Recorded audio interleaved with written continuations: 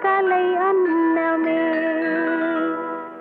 நதியில் விளையாடி கொடியில் தலை சீவி நடந்த இளம் தென்றலே.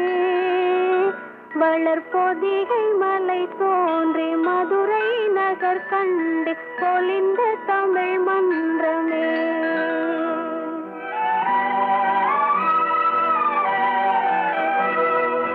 மலர்ந்து மலராத பாதி மலர் போல வளரும் விழி வண்ணமே.